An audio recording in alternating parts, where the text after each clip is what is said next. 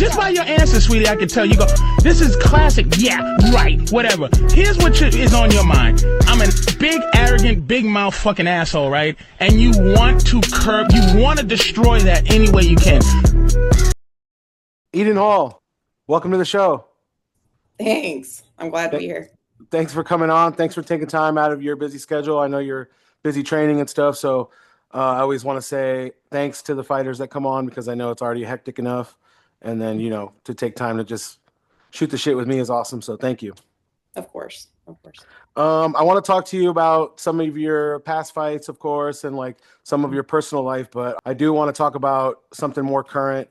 You have a fight coming up, LFA 210. Yes. So tell me about that. I'm very excited about it. And it has all taken off very quickly. Like I can't believe that this is happening a little bit.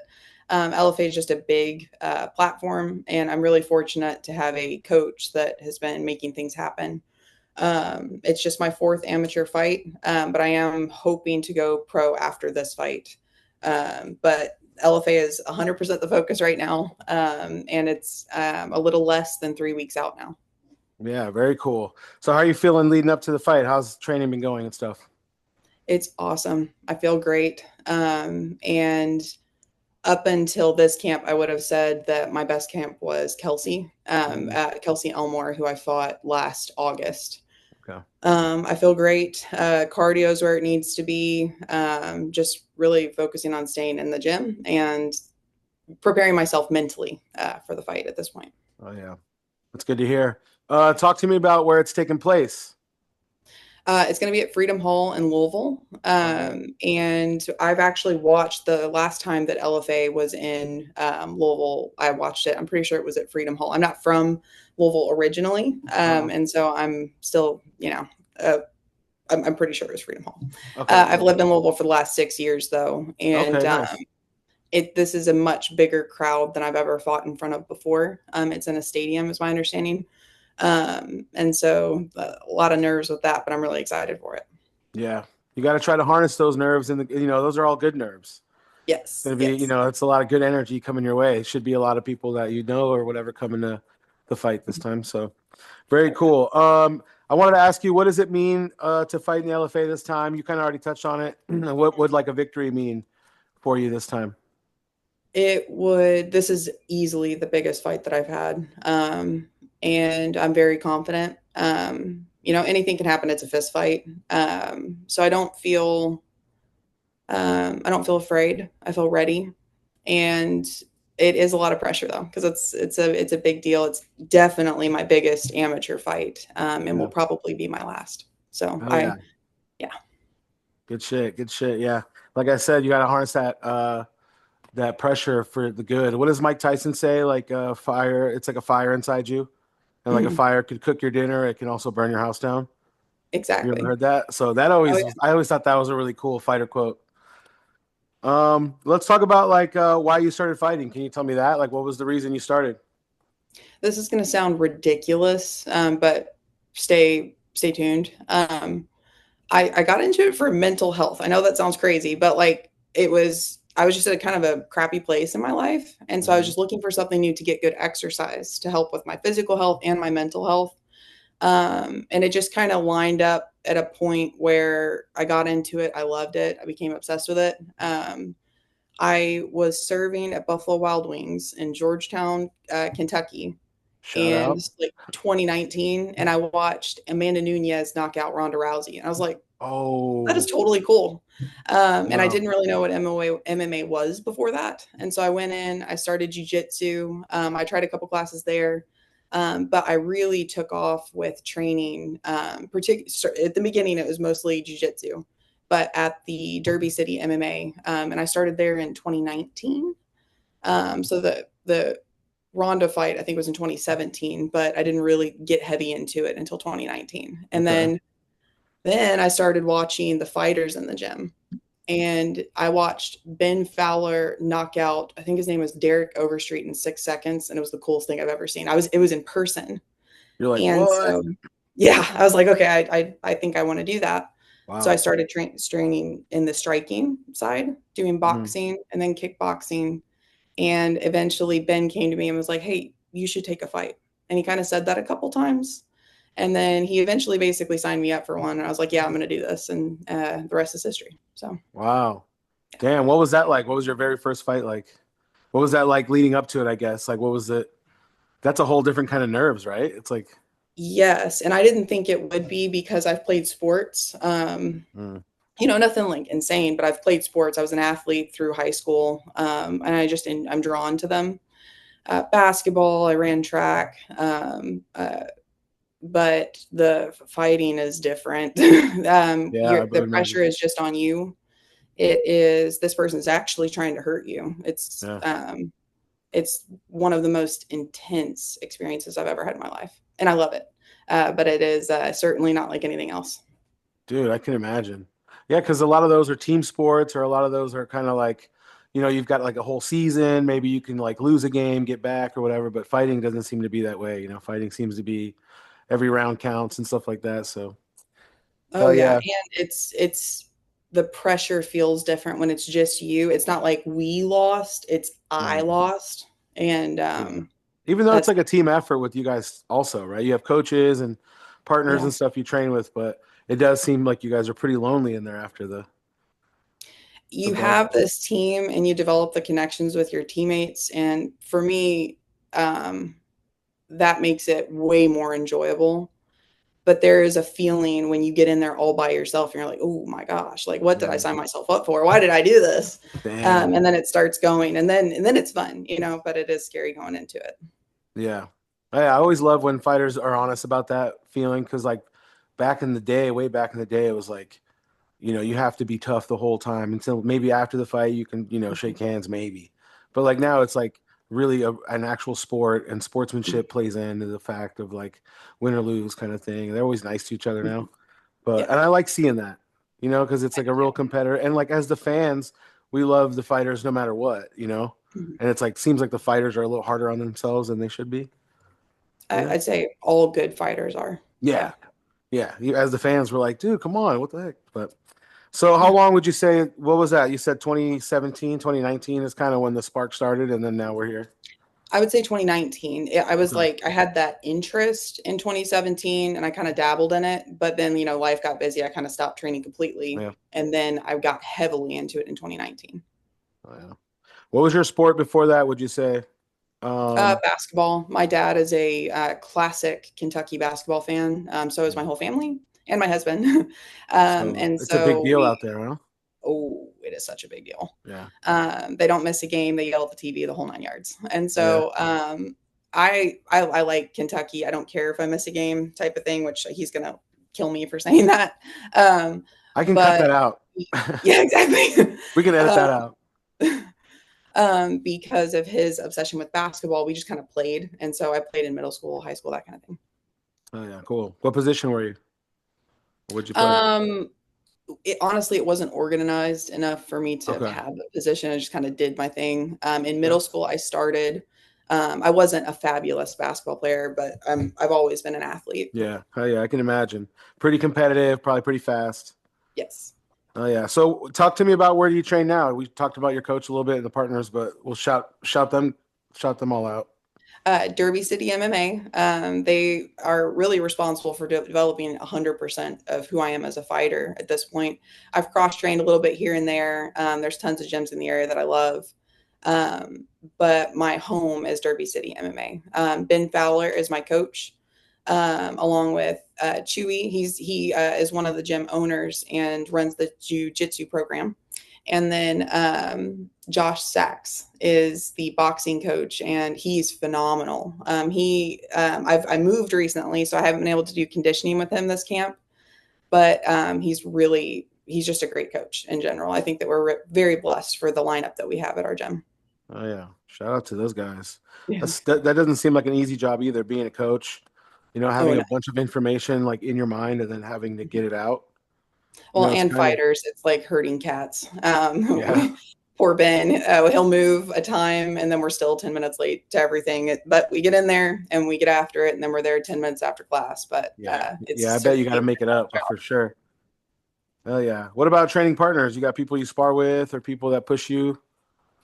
Yes. And something that's really cool, Ben has done, and the whole gym has contributed, but Ben has done a ton of work for developing the MMA team, just getting people interested in it, running fights, keeping it organized, having a program. And Eric Sanchez, who is also fighting on the LFA card. We have one other one, Emilio. I don't really train very much with Emilio because he's gigantic in comparison to me. It's almost funny to watch the That'd be combination. hilarious. Yeah, but that'd be Eric good content. Sanchez, You guys should do it anyway. right? I'd beat him up. No, I'm not. But Eric Sanchez is really close to my size, and we have been the main training partners with each other through this camp. We're just very close, and he has made me a lot better. He's competitive. I'm not getting crushed under someone's weight, so we're close enough to where it can be competitive. Yeah. But I'm really excited to see how his fight turns out too, because I think that he'll do very well. Yeah, I reached out to him. I haven't heard back too much. I think he might. I don't know. Sometimes it's hit and miss trying to get people on. Well, and with if you run into him, yeah. If you run into him, tell him. Yeah. Okay. Tell him, hey man, I'm all in his DMs. You talked about your dad is into basketball. Is there any other fighters in the family? Are you like the first fighter to come out of the squad or what? I'm definitely the first fighter. My family, like my mom's a nurse, my dad has a business degree. I'm not saying that like eliminates people from the fighting area that have those things. They just are basketball fans. They don't even watch boxing, just to give you perspective on their interests. Okay, gotcha. Yeah. Okay. So basketball, football, that's about it. I think that they think it's weird, but they kind of like it.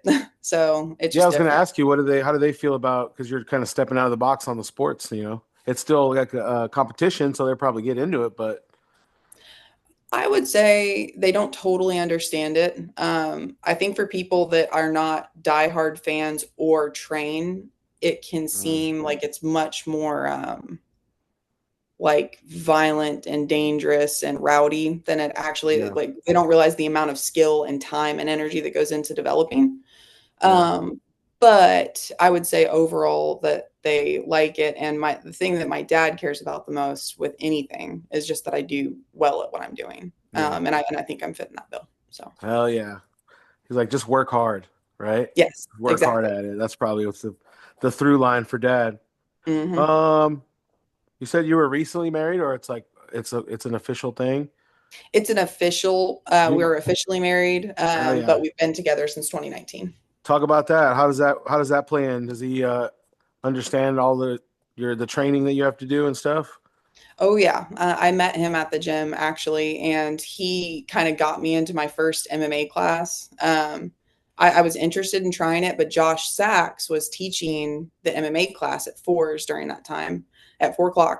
And Josh didn't tell me I couldn't do it, but he kind of looked at me like he knew I was new to the gym. It was obvious that I didn't have very much experience. And so he's thinking, and at the time their MMA classes were brutal, like just roughhousing, sparring rounds, the whole 9 yards. Yeah. So he knows that. Yeah. Yeah. And so he's like, does she really want to come in and like Joe? And so Joe was like, she's fine. She'll do fine. And so I got in there and I still get my butt kicked all the time. But I've stuck around. And so now. So he's a pretty big part of it. Yeah. Oh yeah. Part of the story. Okay. Because I was wondering if it's like, sometimes if you have a kind of like demanding thing like you're doing, the partner side of it is a big deal. They're usually someone that's like helping out in some way, whether they're okay with being alone for hours on end or whatever while you're doing your thing. So it's cool that he understands and he kind of knows the whole thing. So yeah, he's there for a lot of it, and he corners me, and he's a big MMA fan. So it's just the whole thing. It might change if we have kids, but at this point, we both love it. So it works. Hell yeah.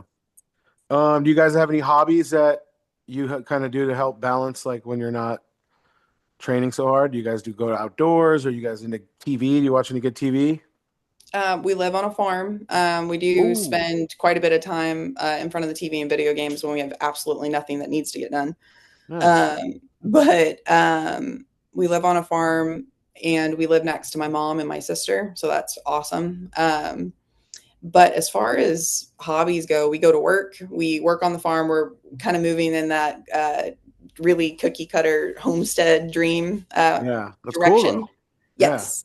And That's probably one of the we coolest spent, trends that happened online, where people were like, get chickens, grow your own food. You yes, know, I think finding it's out awesome. about seedless watermelons aren't good and stuff like that. Exactly. Yeah, that was And a I good get vibe. more into it and I just like it more. There's just more cool stuff Yeah. to learn and Oh yeah. do. What have you And guys been then watching on TV? Sorry to cut you off. oh, What no, have you been no, you're watching? totally fine. Have you been Uh, watching any good TV shows? Honestly, I haven't had time to Okay. watch enough TV. So we've been watching like old classics. We're going through slowly and watching the first season of The Walking Dead. Oh, that was a good Um, one. yes, but just to give you perspective on what fight camp is like between work and training, we've been working on season one for like we're not even through it, and it's been 3-4 months because I was preparing for a championship fight in May. So it's kind of like I've been at fight camp since February. Kind Oh, of, okay. I've taken some time here and there, but we're still not through season one. So hopefully Damn, sometime this year. that's brutal. Last thing I want to ask you is, as a fighter, as a human or whatever, what do you want to be known for when it's all said and done? This is kind of like a thinker, but what do you want people to know you for when you're done fighting because like the fighting thing is one thing, but the reason we all like fighters is kind of sometimes their personality outside the ring too. Yeah. Um, I just want to be remembered as good. Like, wow, Eden Hall, you remember her? Like, Yeah. she was sharp. She had this. I want there to be positive things said about my style and my performance. I really, I don't have anything wrong with fighters that like play the put the mask on and play a role. I don't think there's anything wrong with it. In fact, I think you make a lot of money doing it. Yeah. But what I want to be remembered for is being good at it. Yeah. So Hell yeah. That's a good answer. I like that. thanks. That's a good one. Well, I want to say thanks again for taking time. Say thanks to your husband as well for Yeah. sharing some time with us, because I know he's probably sitting somewhere waiting for you to be done. Mhm. So thanks again. And I want to say we're going to be rooting for you from over here. Do Thank you you. want to shout out your Instagram one more time before you go? Yes, my Instagram is, let me make sure I tell you it right, Yeah. Eden_fit17. Cool. Did you get all that? I don't know if it clicked off when I changed the screen. No, you're good. I'm going to put it up here anyway. So. Okay. And also, I'm being sponsored by Artists for Trauma. Laura Sharp is the founder. She has a really cool story, so you can go to her Instagram and check that out. She was in a helicopter accident and basically now helps other people heal from their trauma. So it's pretty cool. Dang. And she is sponsoring me for this fight. All right, cool. So yeah, I'll tag that too. I'll tag that Okay, in awesome. also. Hell yeah. Well, thanks again. I appreciate you, and have a good rest of your night. All right. And You too. yeah, open invite to come back on the show whenever. Thanks so much. All right, cool. Thanks so much. All See right. ya. Bye.